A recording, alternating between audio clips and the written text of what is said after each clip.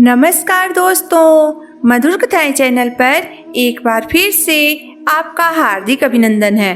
तो आज की मेरी कहानी का शीर्षक है उतरन। तो चलिए शुरू करते हैं आज की अपनी ये कहानी। आज सरला जी अपनी बहू आरोही के मायके से आते ही पूछा, क्यों बहू, इस बार तुम्हारी माँ ने तुम्हें विदाई में क्या दिया है?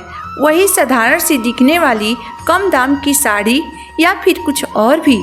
चलो छोड़ो, कोई बात नहीं। जिसकी जितनी हैसियत होती है तोहफे भी उसी मुताबिक ही देते हैं। तभी आरोही ने एक प्लास्टिक का बैग अपनी सास के सामने रखते हुए कहा, ये लीजिए माँ जी, इस बार मम्मी ने मुझे ये साड़ी दी है। सरला जी बैग खोलकर साड़ी देखने लगी। साड़ी देखते ही वह गुस्से से बौखला गई और उन्होंने अपनी बहू पर नाराज होते हुए कहा, ये क्या बहू, ये साड़ी तो पहनी हुई लग रही है। तेरी माँ इस बार तुझे अपनी पुरानी साड़ी दे दी है क्या? आरोही ने डरते हुए कहा, जी माँ जी, माँ की ये साड़ी मुझे बहुत अच्छी लगती है, इसलिए माँ ने इस बार मुझे यही साड़ी दे दी। अपनी बहू की बात सुनकर सरला जी की भौहें तन गई। उन्होंने उसे डांटते हुए कहा, अच्छा तो अब हमारे इतने बुरे दिन आ गए कि अब तुम अपने मायके की उतरन पहनोगी? और तुम्हें तो अकल नहीं थी, परंतु पुरानी साड़ी देने से पहले तुम्हारी माँ को तो सोचना चाहिए था ना। अगर उनकी यही आदत रही तो आज साड़ी दे दी, कल को तेरे बच्चों के लिए अपने पोते पोतियों के कपड़े भी दे देंगी। खबरदार, जो आज के बाद अपने मायके की उतरन दोबारा मेरे घर में लाई तो। कड़कते हुए सरला जी ने कहा। आरोही सास की बात सुनकर डर गई।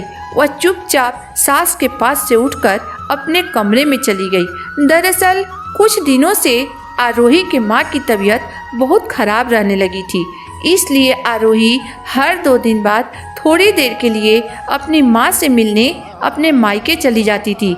आरोही का मायका और ससुराल एक ही शहर में रहने के कारण उसे मायके जाने में ज़्यादा दिक्कत नहीं होती थी। माँ की तबीयत खराब होने के कारण आरोही अपनी माँ और भाभी से कुछ लेना नहीं चाहती थी।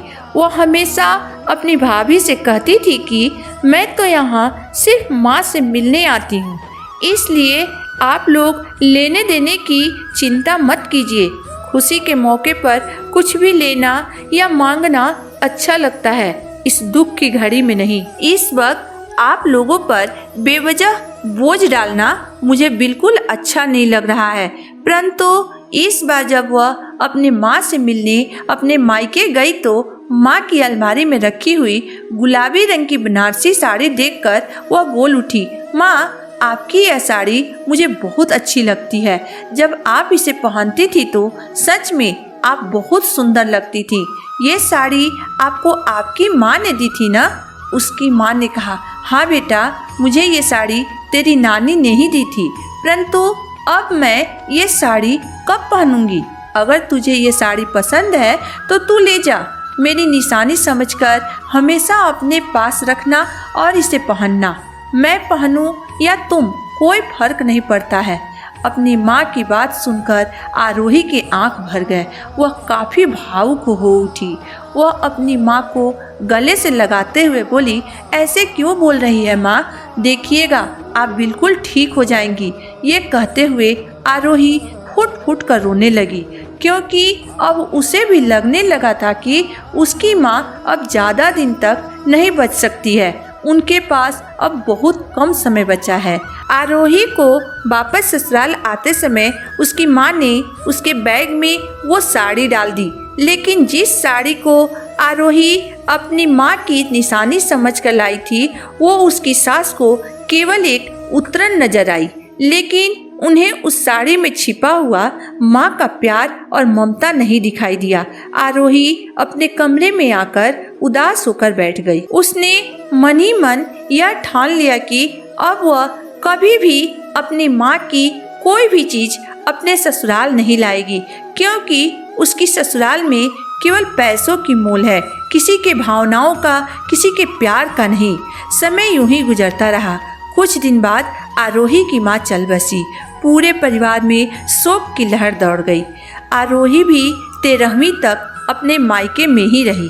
13वीं के दिन आरोही के सास ससुर तथा पति भी उसके मायके आए हुए थे। सारा काम निपटाने के बाद आरोही जब अपने सास ससुर के साथ वापस ससुराल आने लगी तो उसकी भाभी ने उसे रोक लिया और वह उसकी माँ की सोने की चेन अलमारी से निकालकर उसे देते हुए बोली, दीदी ये चेन आपको देने के लिए माँ ने कहा था। आप इस घर की बेटी हैं, इसलिए माँ के हर चीज़ पर आपका भी उतना ही अधिकार है जितना मेरा। अपनी भाभी की बात सुनकर आरोही की आंखें नम हो गई। वह अपने आप को संभालते हुए बोली, नहीं भाभी, मैं ये नहीं ले सकती हूँ, इसे आप रख लीजिए। अब माँ के नहीं रहने के बाद आपसे और भैया से ही मेरा मायका बना रहेगा, इसलिए माँ के हर चीज़ पर सिर्फ और सिर्फ आपका अधिकार है। बस आप लोग हमेशा मेरा साथ बनाए रखिएगा। आप लोगों के साथ के सिवाय मुझे और किसी भी निशानी की ज़रूरत नहीं है। ये चेन जब भी मैं आपके गले में देखूंगी तो मुझे आपके रूप में मेरी माँ दिखाई देगी। इतना कहते हुए आरोही ने वो चेन अपनी भाभी के गले में पहना दिया। आरोही को ऐसा करते हुए देखकर वहीं पास खड़े हुए उसके सास और पति को ये बिल्कुल अच्छा नहीं लगा, परंतु वह कुछ कह नहीं पाए। लेकिन उसकी सास को आरोही पर मन ही मन बहुत गुस्सा आ रहा था। वह घर आते ही आरोही पर बरस पड़ी। वह बोली, भला कोई सोना लेने से भी मना करता है क्या? और वह भी उस वक्त जिस वक्त उसे लेने का पूरा हक होता है।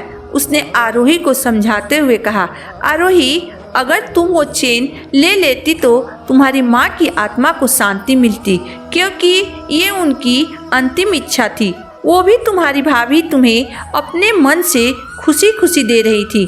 बाकी के सारे गहने तो तुम्हारी भाभी के पास ही तो हैं। अपनी सास की बात सुनकर आज आरोही का मन दर्द से भर उठा।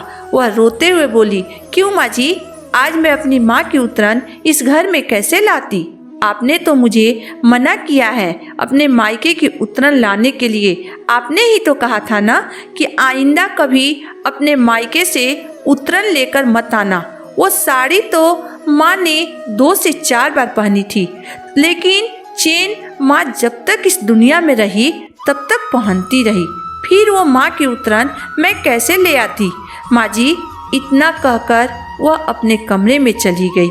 आज आरोही के सास को अपनी गलती का एहसास हो चुका था, लेकिन फिर भी वह यही सोच रही थी कि क्या गहने भी उतरन होते हैं। तो दोस्तों, आज की मेरी कहानी यहीं तक थी। दोस्तों, माँ के हाथ से मिला हुआ कोई भी चीज़, चाहे वह पुरानी हो या नई, वह उतरन नहीं होती है, बल्कि माँ का दिया हुआ आशीर्वाद होता है। इसमें आपकी राय क्या है? आप मुझे कमेंट बॉक्स में ज़रूर बताइएगा। अगर आपको मेरी कहानी अंत तक पढ़ने और सुनने के बाद पसंद आई हो तो मेरे वीडियो को लाइक कर दीजिएगा, चैनल को सब्सक्राइब कर दीजिएगा। तो फिर मिलते हैं एक नई वीडियो, एक नई कहानी के साथ। तब तक के लिए धन्यवाद।